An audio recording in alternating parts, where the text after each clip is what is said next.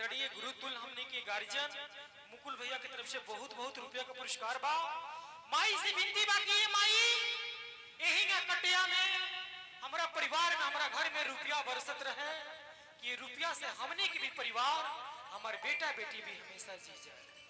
आज हमने के कटिया में आए बन, जब कुछ दिन पहले हम कटिया में अखड़ा के मेले में आए रहनी तो हमारा लगा था कि हमारा तो आईडी पर 60 मिलियन गई बा उस जगह वीडियो, मगर कुछ ऐसा लेकर लो वीडियो बना के डलने वालों कि 100 गो सब्सक्राइबर लेके 4 मिलियन 5 मिलियन व्यूज बिटोरने वालों। एकरा खातिर फिर से आप सबके दिल से धन्यवाद बा कि आप लोग सुनीलवा का इतना ढेर सारा प्यारा आशीर्वाद देते नीलवाई। पहले वो टाइम रहे कि हमने के माता बहन बेटी घर में जब पूजा पाठ होत रहे तो गाय की गोबर से कुल घर द्वार लिपात रहल हो, मगर वही टाइम में वो माता हमने के बेटी नवरात्रि में तैयारी कैले बड़ी और माई के बुलाओ तभी और का भाव बा।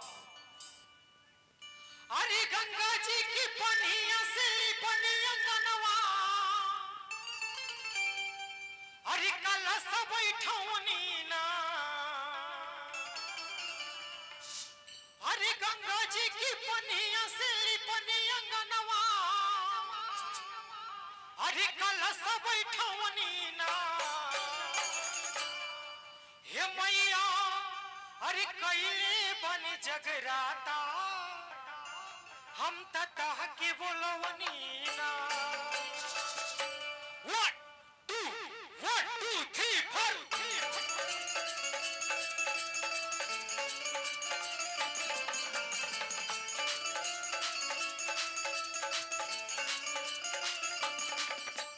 गंगा जी की पनिया से पनिया गनवा कलश बैठवनी ना।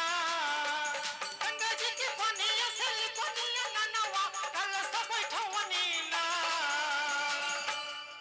प्रेम से बोलिए दुर्गे महारानी की। हे मैया कैले बन जगराता हम तह के बोलवनी ना। हे मैया कैले बन जगराता हम तह के बोलवनी ना।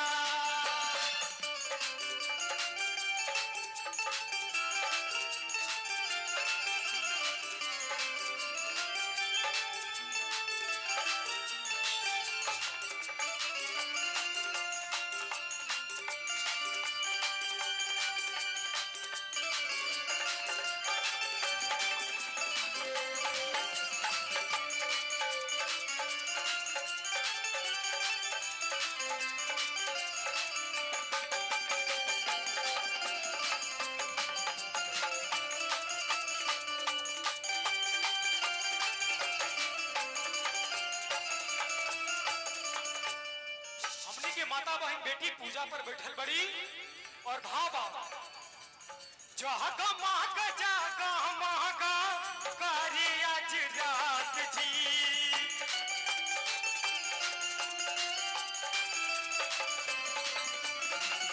आइल बारी माई दखला हमरे दुआर जी।